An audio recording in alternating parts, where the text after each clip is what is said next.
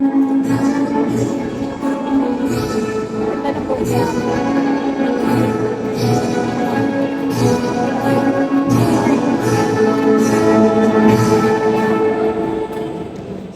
punong guro na si Ninang Erlinda A. Tiglaw, sa lahat ng guro sa ating paaralan na Infant Jesus Montessori Center, sa mga tagapamahala sa paaralan, sa mga magulang, at sa inyong lahat na habang ko magsisinapos, isang mapagpalang hapon po sa inyong lahat.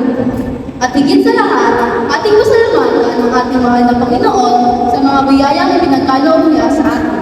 Salamat sa Kanya at nakarating tayo sa araw na ito. Nagalaw kasi. Narito tayong lahat ngayon at magkakasama upang ipagdiriwang ang isang napakahalagang pangyayari sa ating buhay bilang estudyante. Sa panahon natin bilang mag-aral sa elementarya, mas malalo pa sa kaalaman ng ating natutunan. Natutunan natin ang halaga ng pagtsatsaga, ang lakas na nagmumula sa pagharap sa mga hamon, at ang kahalagahan ng pagtutulungan. Maging mapagpasalamat tayo sa mga aral na nagmumula sa bawat karanasan. Yakapin natin ang pagbabago ng may katatagan at higit sa lahat, lalong magsikap upang tayo'y lalong umunlad. Sa mundong ito, hindi lahat ay madali. Kailangan natin ang pagpupursige, pagsisikap, at pagtutulungan. Huwag natin kalimutang magtiwala sa ating sariling kakayahan.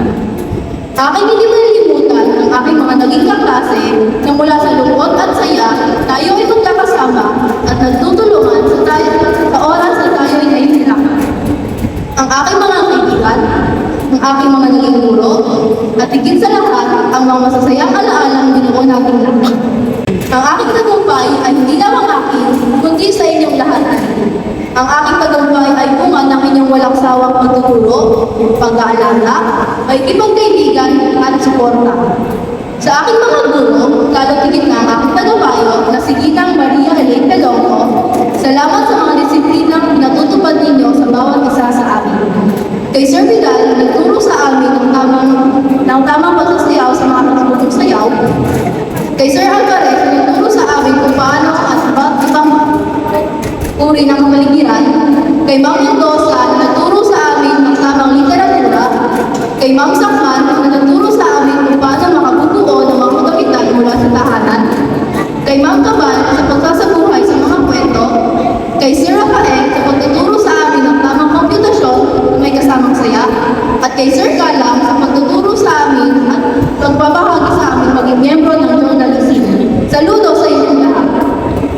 Ito na ang maging simula ng bagong landas para sa bagong kabanata ng ating haharapin. Binabati ko kayo, mga papa ko magsisikapos. Sana'y mamuno ang ating kinabukasan ng tagumpay at katuparan sa ating mga pangarap. Muli, ako si Aisha K.P. Isulan, ang inyong class valedictorian. Maraming salamat po.